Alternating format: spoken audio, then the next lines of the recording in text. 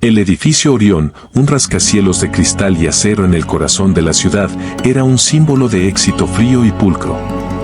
De día, bullía con ejecutivos ambiciosos y el zumbido de los negocios. De noche, quedaba en silencio, habitado solo por las sombras y el tenue resplandor de las pantallas de ordenadores apagados. Y por ellas, las trillizas. Se llamaban Clara, Luna y Sol. No por capricho, sino porque sus padres, sabios de una manera sencilla, vieron al nacer que una tenía una claridad de miras inquebrantable, otra una serenidad nocturna y profunda, y la tercera un fuego interior que nunca se apagaba. Trabajaban como limpiadoras del turno de noche. Llegaban a las 10, cuando el último becario desesperado se iba, y se deslizaban por los pasillos como tres fantasmas idénticos, con sus uniformes grises y sus carritos de limpieza. No hablaban con nadie. Entre ellas se comunicaban con miradas, con gestos mínimos, con un lenguaje silencioso forjado en 25 años de compartir todo. El mundo exterior les había enseñado que ser trillizas, y además limpiadoras, las convertía en invisibles o en curiosidad. Así que optaron por la invisibilidad. Su mundo era el crujido del cristal limpiado, el olor a desinfectante, el zumbido de la aspiradora en la oscuridad. Y estaban en paz. En la planta 40, en la esquina con la mejor vista de la ciudad, estaba la oficina de Daniel Valdés. Presidente y fundador de una startup de tecnología que había escalado como un cohete y que ahora, silenciosamente, empezaba a caer. Daniel era la imagen del éxito, trajes impecables, sonrisas firmes en las portadas de revistas. Pero a las 11 de la noche, cuando todos se iban, la imagen se resquebrajaba. El éxito era una prisión de cristal. La presión de los inversores, el miedo al fracaso, una soledad que le corroía el pecho aunque estuviera rodeado de gente. Sufría. Sufría en silencio, ahogando su angustia en tazas de café frío y noches en vela frente a una pantalla llena de números rojos. Una noche, Clara, la de la claridad, entró a limpiar su oficina. Daniel estaba allí, hundido en su silla, mirando al vacío por el ventanal, sin ver las luces de la ciudad.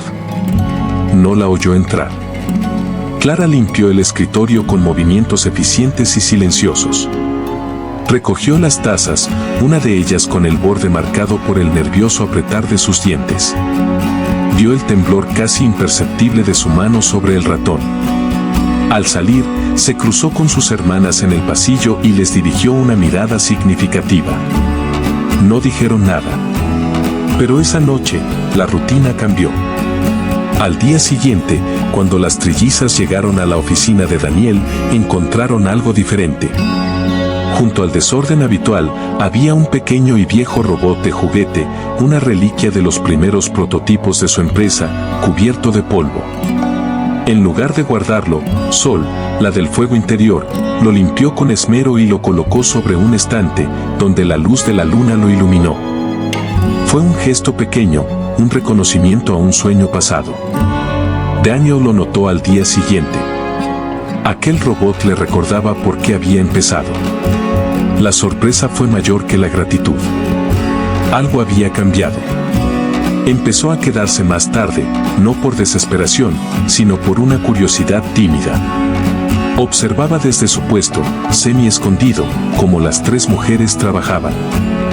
No eran solo limpiadoras. Eran un organismo perfectamente coordinado. Clara organizaba y dirigía con suaves movimientos de cabeza.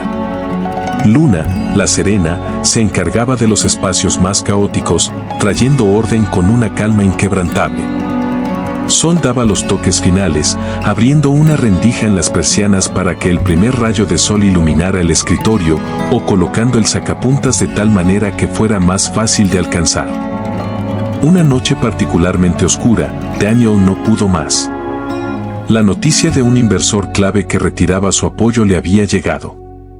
Se derrumbó, con la cabeza entre las manos, luchando por contener las lágrimas de rabia y miedo. No oyó la puerta abrirse. Era Luna, que entraba a vaciar la papelera. Se detuvo. No se fue. No hizo un gesto falso de consuelo. Simplemente se quedó allí, en la puerta, siendo testigo de su fragilidad. Su presencia no era invasiva, era como la luna, una compañía silenciosa que alumbra sin quemar.